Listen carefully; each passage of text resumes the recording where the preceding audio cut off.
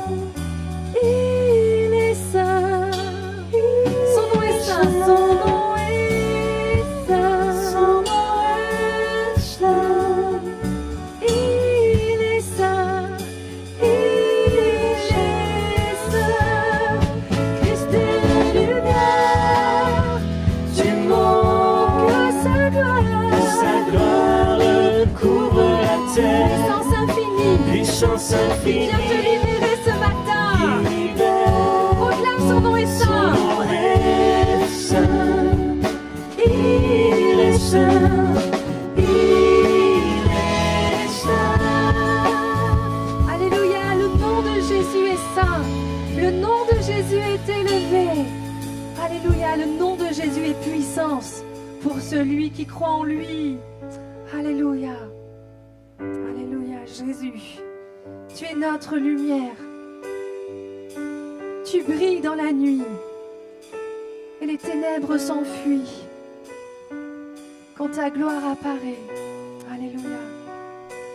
Jésus.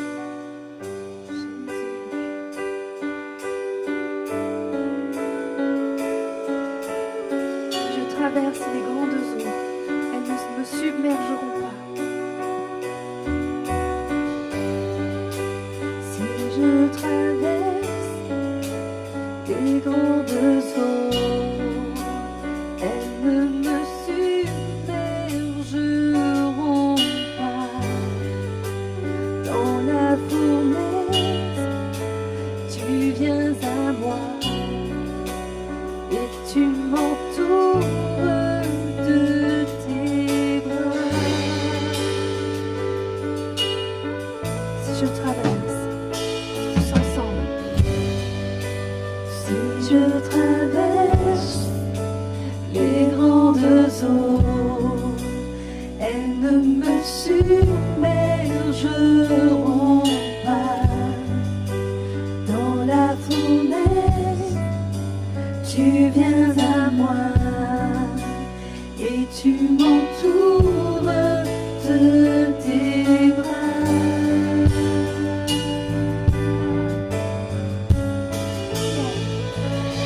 Lumière de ce monde, Dieu, tu brilles dans la nuit. Les ténèbres s'enfuient quand ta gloire apparaît. Je veux marcher dans tes sentiers, majesté. Alléluia. Dieu, tu effaces. Dieu, tu effaces tous mes péchés, ne s'en souviendra jamais. Saint-Jean, ta grâce, je monte ta grâce, m'a pardonné. Une vie nouvelle, tu m'as donné. Lumière de ce monde, lumière de ce monde, Dieu, tu brilles dans la nuit. Les ténèbres s'enfuient quand ta gloire apparaît. Ce monde, lumière de ce monde, Dieu, tu brilles dans la nuit. Les ténèbres s'enfuient quand ta gloire apparaît. Je veux marcher dans tes sentiers, majesté.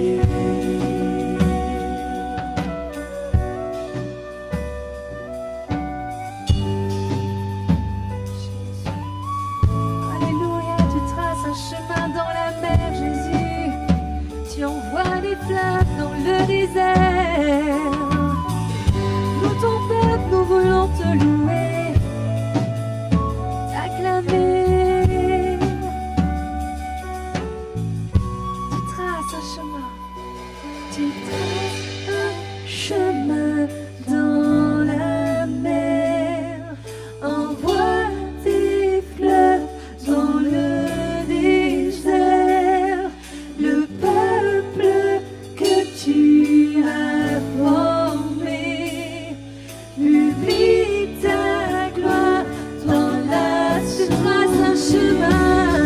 Tu traces un chemin dans la traces un chemin. Envoie les fleurs dans le désert. Peuple du Seigneur, publie la gloire de ton Dieu ce matin. Publie la gloire du Seigneur. Alléluia. Tu traces un chemin, Jésus. Tu traces un chemin dans la Envoie les fleuves d'eau vive, Jésus. dans le désert. Le peuple que tu as formé publie ta gloire dans l'assemblée. Je veux marcher dans tes sentiers, majesté. Chantons ensemble, lumière de ce monde. Lumière de ce monde, Dieu, tu brilles dans la nuit. Les ténèbres sont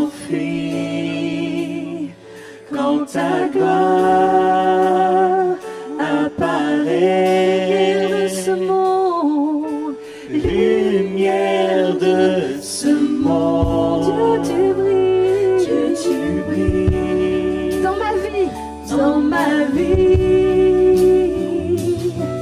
Les ténèbres s'enfuient quand ta gloire apparaît. Lumière de ce monde, lumière de ce monde. Alléluia. Les ténèbres s'enfuient quand ta gloire apparaît, Jésus. Quand ta gloire apparaît, je veux marcher dans tes sentiers. Je veux marcher dans tes sentiers. Je veux marcher dans tes sentiers. Majesté, Alléluia, ce matin, publie la gloire de ton Seigneur. Publie la gloire de ton Seigneur. Peut-être que tu es dans des temps obscurs en ce moment, mais publie la gloire du Seigneur. Déclare à ton Seigneur qu'il est ta lumière. Il est la lumière de ta vie. Réfugie-toi à l'ombre de ses ailes. Alléluia. Et proclame Hosanna au plus haut des cieux. Élève le nom du Seigneur ce matin dans tes difficultés. Alléluia. Il vient à ta rencontre ce matin. Ce Dieu puissant et merveilleux. Proclame la victoire en Jésus. Alléluia. Alléluia. Nous crions Hosanna ce matin. Hosanna au roi des rois, à notre Sauveur, à notre Seigneur. Sois élevé, Jésus. Sois élevé, nous voulons t'élever encore plus haut, Seigneur. Nous t'élevons plus haut, Seigneur. Ce matin dans ta maison, élève le nom du Seigneur. Élève le nom de ton Sauveur qui vient te délivrer. Ce matin, la gloire du Seigneur vient dans ta maison alors que tu le loues. Alléluia. Hosanna au plus haut des cieux. Alléluia.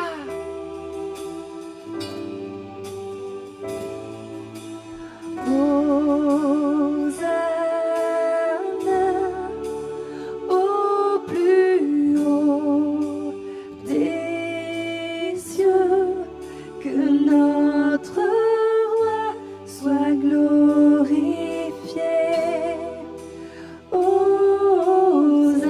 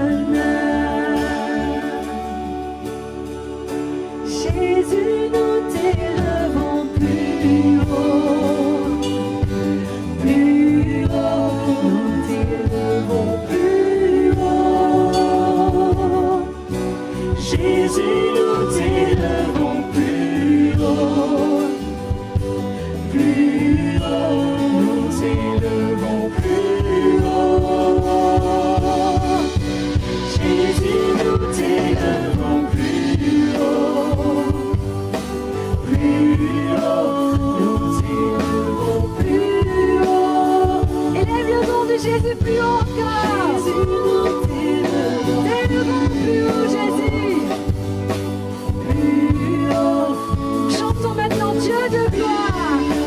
Alléluia, Dieu de gloire.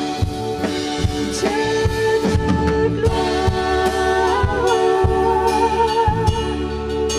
Dieu de gloire. Dieu de gloire. Tu es roi. Chantons ensemble. Dieu de gloire, Dieu de gloire, Dieu de gloire, Tu es roi. Disons ensemble au Seigneur, nous t'adorons. Alléluia.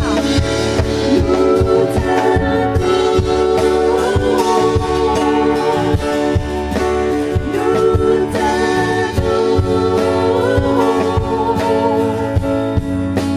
Nous t'adorons.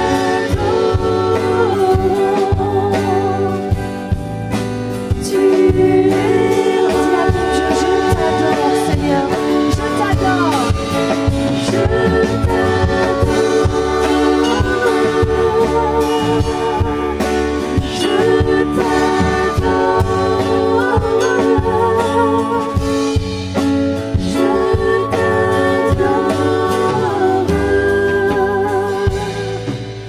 Tu es roi.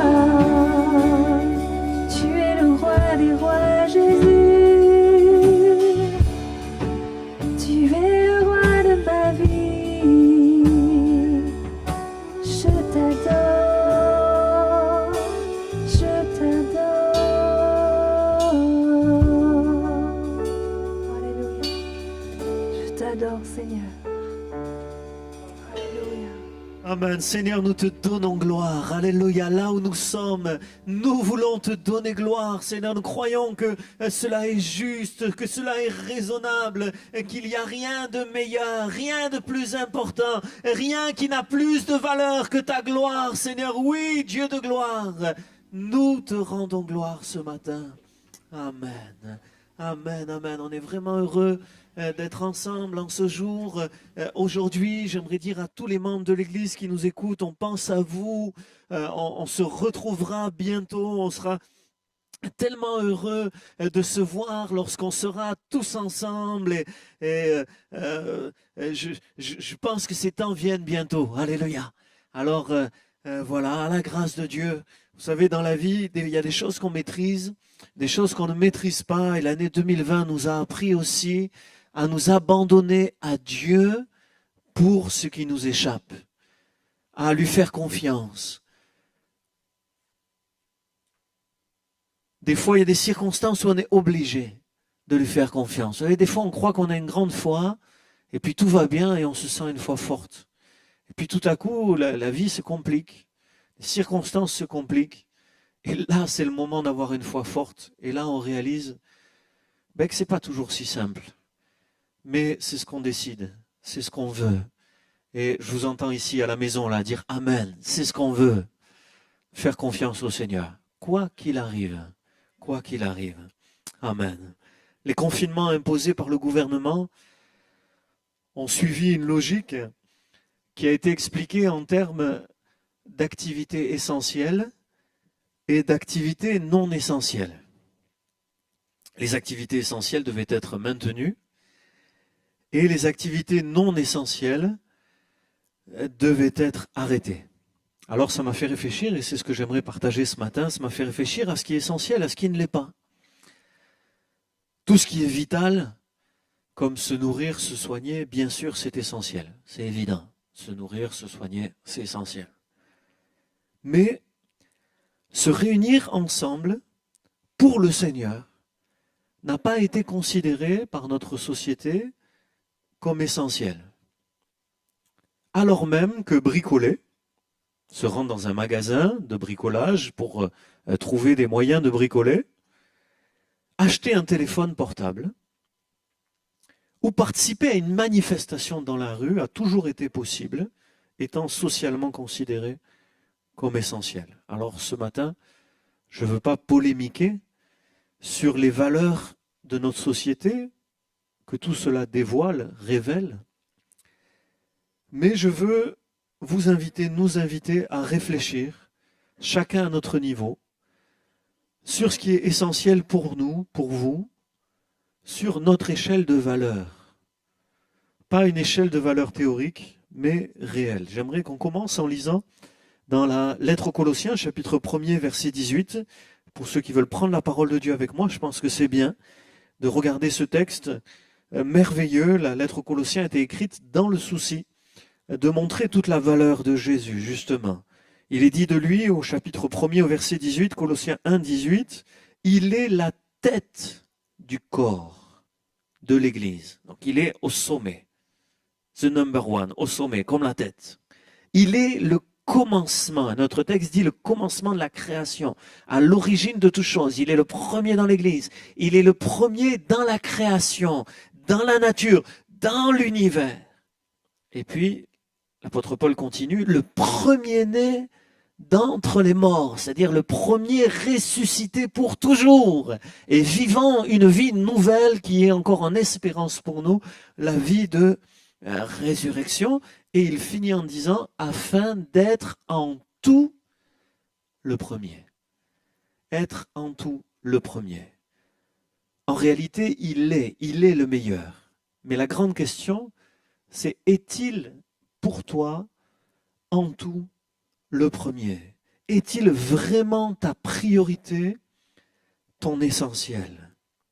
Lors de camps d'ados, j'ai souvent demandé aux ados, souvent je leur donne une feuille avec une série de choses et puis je leur demande de classer, de faire un classement dans l'ordre des priorités, de ce qui est le plus important pour eux. Et je leur dis, les gars, me parlez pas de théorie, dites-moi la réalité là, parlez-moi de vous, je veux savoir c'est quoi le plus important, voyez. Et puis je mets Dieu au milieu. Et les ados ne se laissent pas du tout tromper. En général, même les ados qui ne sont pas tous très très spirituels, dans un groupe d'ados, dans une colo, ils souvent, à de très rares exceptions, la plupart, ils mettent Dieu en numéro 1. Ils ne se laissent pas tromper, ils mettent Dieu en numéro 1, il n'y a pas de problème. Parce que dans leur tête, ils savent, même si dans leur vie, voilà, ils ont la vie qu'ils ont, mais ils savent que c'est quand même Dieu qui est le plus important. Mais quand on regarde leurs autres priorités, c'est très intéressant. C'est toujours ça que je partage avec eux. Par exemple, dans la liste, il y a le téléphone, il y a Internet, il y a le sport, il y a les amis. Mais il y a aussi la prière et la Bible. Et là, quand on considère les priorités à ce niveau-là, c'est très intéressant parce que souvent, le téléphone passe avant la Bible, ou le sport avant la prière, ou les amis avant la Bible ou la prière ou l'Église. Et je trouve que c'est intéressant cette idée, Dieu est prioritaire dans leur tête. Oui, Dieu est numéro 1, mais les choses spirituelles, les choses qui concernent Dieu, dans la réalité, elles passent après. Parce que c'est facile de dire que Dieu est premier, mais on voit que Dieu est premier quand ce qui concerne les choses de Dieu passe en premier. Et la question, c'est les choses spirituelles sont-elles les plus essentielles pour toi, dans ta vie concrète, réelle, quotidienne, avant le confinement, pendant le confinement, après le confinement. Et je crois que l'époque que nous traversons est aussi un appel à revenir à l'essentiel. C'est le thème de mon message de ce matin. Revenir à l'essentiel. Pour ceux qui vivent pour le corps, vous savez, si vous vivez pour les choses, pour le corps, les choses matérielles alors vont être primordiales. Pour ceux qui vivent pour Dieu, ce sont les choses spirituelles qui seront prioritaires. Il y a un schéma qui m'a toujours aidé à le comprendre, et si on arrive, on va vous l'afficher ce matin, mais un schéma qui m'a toujours aidé à comprendre, même si la réalité est un peu plus complexe que ce qu'un schéma peut montrer. L'être humain est très complexe, et j'ai fait une série il y a 1 an ou 2 sur qu'est-ce que l'homme, et vous pourrez le retrouver sur égliseantibes.com, où j'ai parlé de l'esprit, du cœur, du corps, de la conscience, de l'âme, de l'intelligence, différentes dimensions de l'être humain. L'être humain est bien plus complexe que ce que nos schémas peuvent dire, mais schématiquement, on peut présenter les choses ainsi. tel que Dieu nous a créés, nous avons d'abord un esprit qui concerne la vie spirituelle et où il va y avoir aussi la conscience. Nous avons une âme qui comprend 3 dimensions principales. La volonté, la pensée et le sentiment ou les sentiments. Et puis nous avons aussi un corps qui va impliquer les actions, ce qu'on fait, mais aussi les sens. On a 5 sens, vous savez ça. Et aussi l'apparence. Le corps, c'est l'apparence, les sens et les actions. Et c'est comme ça que Dieu nous a voulu. C'est comme ça que Dieu nous a créés. D'abord l'esprit, la vie spirituelle, c'est ça le plus important. Puis ensuite l'âme, c'est-à-dire nous, avec ce qu'on veut, nos pensées et nos sentiments. Et puis ensuite le corps. Ça, c'est l'ordre de Dieu. Maintenant, et c'est le problème de l'humanité. C'est un problème majeur, on ne vous le dira pas à l'école, ni aux infos, ni les autorités de notre pays ne vous le diront. Mais voici ce qui me semble être le problème majeur de l'humanité, plus que le terrorisme, que la maladie, que tout ce qu'on peut exprimer dans les médias. Les hommes vivent dans le désordre, ce qu'on peut appeler le désordre, c'est-à-dire un mauvais ordre de priorité, mettant l'essentiel, le spirituel en dernier. Le corps passe en premier. C'est la domination des sens, de ce qu'on ressent, de ce qu'on peut toucher, voir, entendre, de l'apparence aussi, des choses matérielles. La domination du corps et des choses matérielles est la source du désordre dans la vie des hommes. Ensuite, après le corps, il y a l'âme. L'âme qui sert le plaisir, qui se sert elle-même, qui sert le moi. La volonté, les pensées, les sentiments sont occupés par les choses matérielles. Je ne sais pas si vous le sentez finalement, là, dans la période dans laquelle on est, il y a ce qu'on pourrait appeler la fièvre acheteuse. Acheter, posséder, pour la prospérité de la société marchande. C'est le moteur de notre société. Ça, c'est essentiel, ça, c'est important. Ça. Voilà. Il y a un vrai combat en réalité entre Dieu et le moi. Écoutez bien ceci. Dieu ne peut pas régner là où le moi règne. Tant que c'est toi qui règnes, Dieu ne peut pas régner. Il ne peut pas y avoir 2 rois, il ne peut pas y avoir 2 maîtres. C'est ou Dieu ou toi-même. Et souvent, même les croyants, on se sert de Dieu pour se satisfaire soi. Alors que la vraie foi consiste à faire de Dieu son essentiel. La gloire de Dieu doit primer sur notre satisfaction personnelle. L'essentiel, c'est lui. Nous sommes à son service. Et là, tous ceux qui le croient peuvent dire Amen. Amen. Dieu n'est pas là pour te satisfaire, mais tu es là pour le glorifier. Ça, c'est le bon ordre des choses. Mais les hommes, malheureusement, vivent dans l'ordre inverse. L'âme sert le plaisir, le moi, l'esprit, la vie spirituelle est éteinte. Et la conscience est altérée. Il n'y a pas de vraie communion avec Dieu. Et la conscience ne perçoit pas réellement le bien et le mal du point de vue de la parole de Dieu. Alors il y a un redressement possible. Et moi ce matin j'aimerais dire il y a une bonne nouvelle. Cette bonne nouvelle c'est que les choses peuvent se redresser. Dieu veut remettre de l'ordre dans nos vies. Le Saint-Esprit agit en nous pour nous convaincre de péché, pour nous montrer ce qui ne va pas. Et Dieu veut mettre de l'ordre. Le redressement va passer par 2 étapes que j'aimerais décrire ici. Et je vais finir avec ça. C'est mon message le plus important ce matin. Première étape, l'esprit doit être réanimé. C'est ce qu'on appelle dans la Bible la nouvelle naissance. Notre esprit qui était éteint va être rallumé. Notre esprit qui était mort va revivre. Même un religieux, c'est pas une question j'ai une religion ou j'ai pas de religion. Même un religieux appelé Nicodème, Jésus va dire si un homme ne naît de nouveau, il ne peut voir le royaume de Dieu. Il faut naître de nouveau. Et il dira exactement, il faut que vous naissiez de nouveau. Toute votre sympathie pour les choses de Dieu, pour l'évangile, pour nous ce matin, parce que vous nous écoutez, toute votre sympathie n'est pas suffisante pour rentrer dans le royaume de Dieu. C'est une ouverture qui est nécessaire. Mais ce dont vous avez besoin, c'est de naître de nouveau. Jésus dit, il faut que vous naissiez de nouveau. Il y avait chez Nicodème des aspirations spirituelles, une démarche religieuse. C'était un religieux, il avait des connaissances, mais la vie de Dieu lui-même n'était pas en lui. Il n'y avait pas l'action du Saint-Esprit au fond de son cœur pour rallumer sa vie spirituelle. Chacun a besoin de passer par cette nouvelle naissance, par cette résurrection intérieure où l'esprit qui était mort à cause du péché revit dans la repentance, dans la purification intérieure grâce à l'action du Saint-Esprit. La nouvelle naissance, le redressement passe par là. Ce développement de la vraie vie spirituelle va passer d'abord par la conscience. La conscience qui, convaincue de péché, va se désespérer d'elle-même, va dire « mais je suis pécheur, c'est terrible !» Et puis va découvrir l'espoir du monde, Jésus le Christ, mort pour nos péchés. Et c'est là que la conscience, s'éclairant sur son propre péché et s'éclairant sur la réalité du Christ mort pour elle, la conscience découvre la vérité de la parole de Dieu et se met à revivre, alléluia, nous permettant de marcher dans la bonne voie. C'est la première étape du redressement.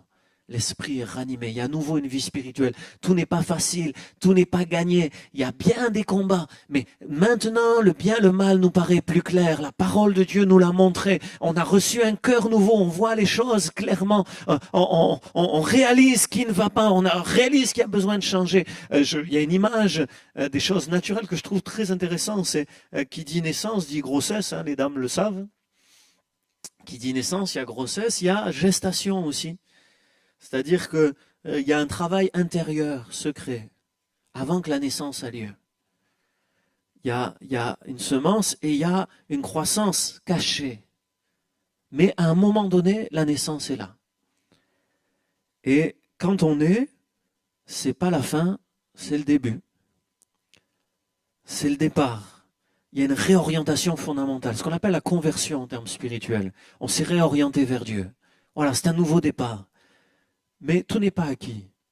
Il y a un apprentissage qui va durer toute la vie avec, et c'est la deuxième étape, la deuxième chose que je veux partager avec vous ce matin, ce qu'on peut appeler une remise en ordre progressive, où les choses vont se remettre en ordre. L'esprit a été réanimé et le spirituel va venir en priorité. Dieu est en premier. Mais aussi tout ce qui concerne Dieu, tout ce qui le concerne va nous préoccuper de plus en plus. Et prier, lire la Bible, servir Dieu dans l'Église, et chaque jour dans notre vie va devenir la priorité de notre cœur. Le spirituel en priorité. L'âme, ensuite, va apprendre à servir Dieu. La volonté personnelle va apprendre à se soumettre à la volonté de Dieu.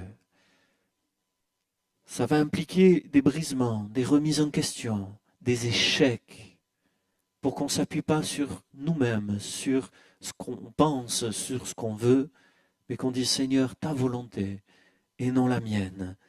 Les pensées vont apprendre à se nourrir et à s'incliner devant les pensées de Dieu.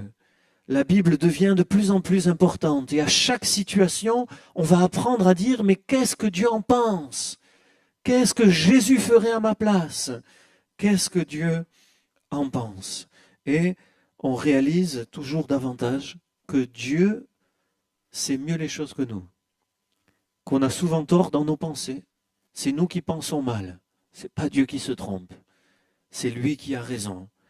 Les sentiments vont apprendre également à s'aligner sur les sentiments de Dieu. L'âme va s'inspirer des sentiments qui étaient en Christ. Dans la lettre aux Philippiens, si je ne me trompe pas, l'apôtre Paul utilise cette expression qui est magnifique. Ayez en vous les sentiments qui étaient en Jésus-Christ. On va apprendre à tout voir, à tout ressentir au travers du regard et du cœur de Dieu. C'est une remise en ordre progressive et l'apprentissage de toute une vie. J'aimerais entendre Amen. Amen. Alors, il y a quelques personnes, les musiciens là, qui sont là, donc j'en profite. Ça me motive. Enfin, et je finis, le corps va être sous contrôle de l'âme, de l'esprit. Il va servir l'esprit et l'âme, il va s'offrir à Dieu pour le bien, il va trouver sa place en servant Dieu aussi. Le corps doit apprendre à servir Dieu, à se sanctifier. La Bible parle des bonnes œuvres ou encore des belles œuvres. Et c'est le corps qui va pouvoir glorifier Dieu par l'action, l'activité pour le Seigneur. J'aimerais qu'on lise ensemble dans l'évangile de Jean, alors que les musiciens peuvent me rejoindre. On va chanter un dernier chant, mais j'aimerais faire cette lecture en finissant et avant de prier. Dans l'évangile de Jean, au chapitre 1er, au verset 3, l'apôtre Jean nous révèle Jésus, et pour nous révéler Jésus, il revient à la création de l'univers. Il revient sur Dieu et sa parole, qui ne font qu'un, et sur Dieu qui a tout créé par sa parole. Et puis il dit cette parole extraordinaire dans Jean chapitre 1er et verset 3. Tout a été fait par elle, tout a été fait par lui. Au verset 14, il dira que cette parole a été faite chair. C'est le Christ qui a habité au milieu de nous, plein de grâce et de vérité. Tout a été fait par lui. Et rien de ce qui a été fait n'a été fait sans lui. Tout par lui et rien sans lui. C'est là l'ordre divin, initial, vers lequel nous devons marcher nous aussi, que nous devons reproduire dans la foi en Jésus. J'aimerais qu'on ferme nos yeux, qu'on puisse prier. Prier pour un retour à l'essentiel, sans se faire tromper par les valeurs de notre temps, parce que quand on vit dans une société comme la nôtre, qui vit dans le désordre, qui ne met pas en priorité, qui ne considère pas comme essentiel ce qui est essentiel devant Dieu, et qui met en avant d'autres valeurs, on peut être trompé, malgré notre foi, notre bonne volonté, notre sincérité. On peut être trompé par les valeurs de ce monde, on peut se tromper. D'ailleurs, on est profondément pécheur, on se trompe souvent. Mais alors qu'on prie, on peut dire ensemble, Seigneur, je veux revenir à toi. Je veux revenir à l'essentiel. Je prie que cette année 2020 soit pour moi un retour à l'essentiel. Que ce mois de décembre 2020 soit un retour à l'essentiel. Alléluia. Seigneur, alors que les lumières de ce monde pâlissent devant la crise, Seigneur, c'est à ta lumière que nous regardons plus que jamais. Seigneur, que nos vies soient de plus en plus proches de toi. Que notre esprit soit ranimé. Je prie qu'il y ait beaucoup de nouvelles naissances parmi ceux qui écoutent ce message. Je prie que des hommes, des femmes naissent de nouveau et passent des ténèbres à la lumière. Se tournent vers toi et remettent leur vie en ordre au nom de Jésus. Les choses spirituelles en premier. Leur âme qui s'incline devant toi. Leur volonté qui se soumet à la tienne, leurs pensées qui se soumettent aux tiennes, leurs sentiments qui s'inspirent des tiens, leur corps même qui te sert et qui t'honore. Seigneur, nous disons tous ensemble, tout par toi, rien sans toi, que tu sois en tout le premier. Amen.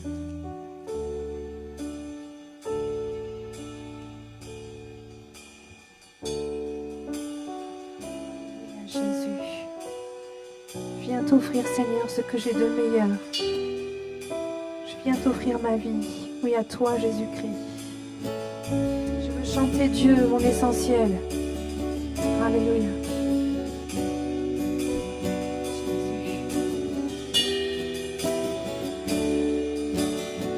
Je viens. Je viens t'offrir, Seigneur.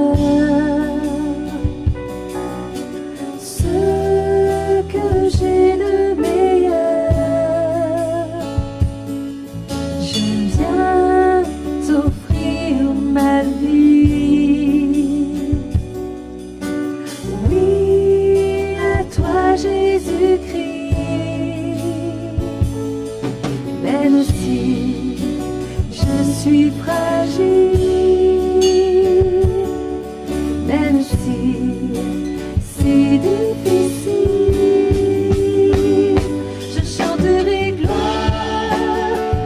l'éternel. Je chanterai louange à son nom. Je chanterai Dieu, mon essentiel.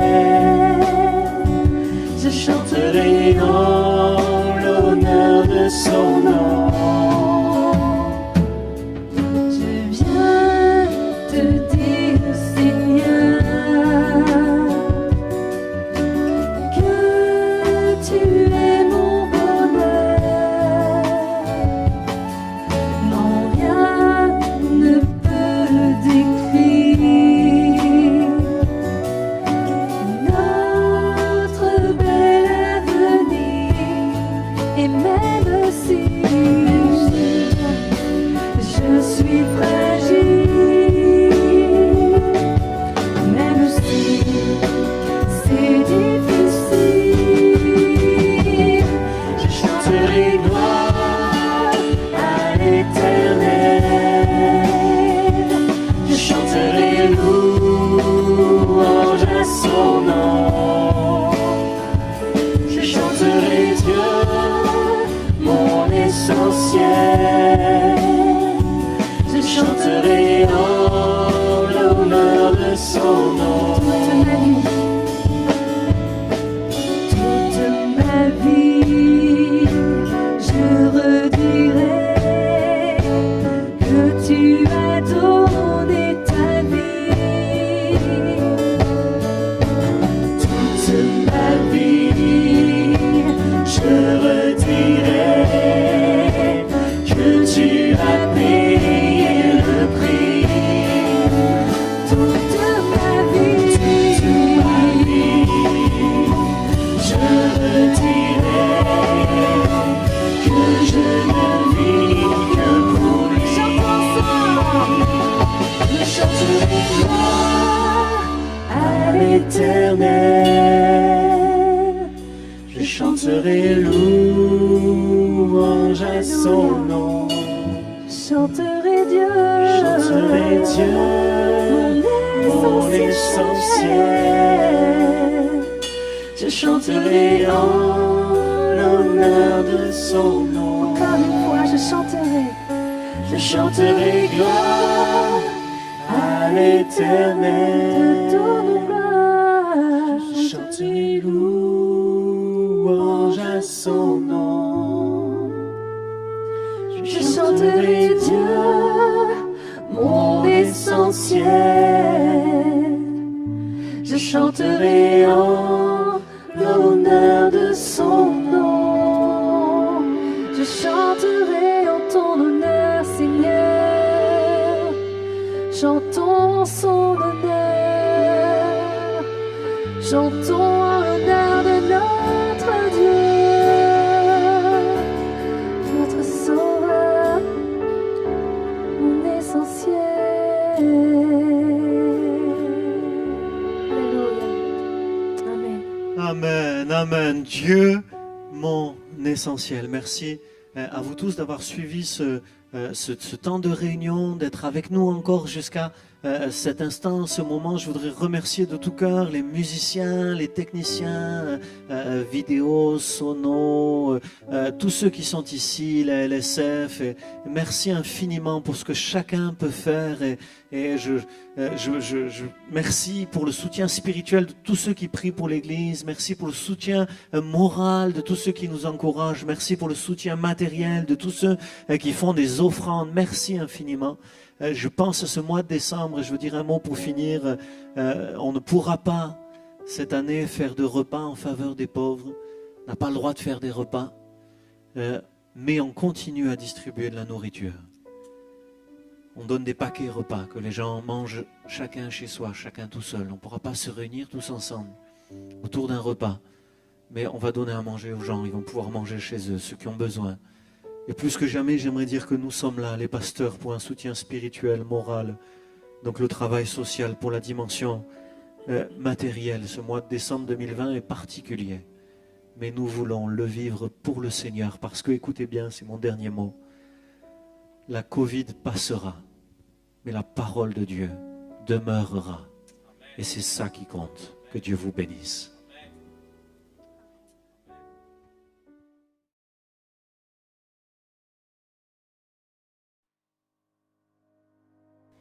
Bonjour à tous les enfants de l'atelier de la joie. Aujourd'hui, on va vous parler de la naissance de Jésus. Gardez une place dans votre maison pour Jésus. Ok, super les enfants. Bonjour, j'espère que vous allez bien. Et ça y est, on est au mois de décembre. Et peut-être que, comme tous les enfants que je connais, vous avez un calendrier de l'Avent. Et chaque jour, vous vous demandez si vous allez avoir un gros, un petit chocolat. Mais au-delà du calendrier de l'Avent, nous, on aimerait juste ce matin voir avec toi et se souvenir pourquoi décembre est si important et pourquoi c'est important de ne pas perdre vue l'essentiel et de se souvenir que ce mois de décembre, on fête la naissance de Jésus. Alors, il nous est dit dans la Bible, dans Luc 2, ça se trouve dans le Nouveau Testament, Luc 2, verset 6, il nous est dit, pendant qu'ils étaient là, c'est-à-dire Joseph et Marie, le moment où Marie devait accoucher arriva, et elle mit au monde son fils premier-né. Elle l'enveloppa de linge et le coucha dans une mangeoire. Alors une mangeoire, est-ce que vous savez ce que c'est? Eh bien une mangeoire, tout simplement, c'est un endroit où normalement on met à manger aux animaux. Et Marie, elle le couche dans une mangeoire parce qu'il n'y avait pas de place pour eux dans la salle des hôtes. Alors, ce mois de décembre, on veut se souvenir, oui, que Jésus est né, mais qu'il est notre sauveur et on veut lui faire toute la place dans nos maisons. Et deuxième chose, il nous est dit qu'il y avait des bergers qui passaient la nuit dans les champs et qu'à un moment donné, les bergers, ils vont avoir peur, ils vont être saisis d'une grande frayeur. Mais il y a un ange qui va apparaître et qui va leur dire « N'ayez pas peur, car je vous annonce une bonne nouvelle qui sera une source de grande joie pour tout le peuple. » Et au verset 13, il nous est dit que là, il y a plein d'anges qui vont arriver, qui vont dire des louanges à Dieu, ils vont dire gloire à Dieu dans les lieux très hauts, paix sur la terre et bienveillance parmi les hommes. Alors c'est vrai que ce mois de décembre, on pense peut-être aux cadeaux, on pense à tout ce qu'on pourrait avoir, à tout ce qu'on aurait envie de manger, à tout ce qu'on aurait envie de faire. Mais il y a une chose essentielle qu'il faut se souvenir, c'est que Jésus est né pour nous apporter de la joie et pour être bienveillants aussi les uns avec les autres. Alors que durant ce mois de décembre, le défi qu'on veut te lancer, c'est d'être bienveillant avec ta famille, d'être bienveillant avec tes copains, tes copines à l'école, comme la parole de Dieu nous le dit. Et vous avez vu à un moment donné, les bergers, ils ont eu peur. Et après, Dieu les a rassurés et les bergers sont repartis en célébrant des louanges à l'Éternel. Alors les enfants, souvenez-vous, décembre, c'est un mois de fête, c'est un mois de joie, c'est un mois de paix, c'est un mois où on se souvient la naissance de Jésus et soyons bienveillants les uns avec les autres. Les enfants, vous avez entendu, en ce mois de décembre, on va préparer notre maison en explosion de joie dans une famille bienveillante les uns avec les autres. Au revoir. Au revoir.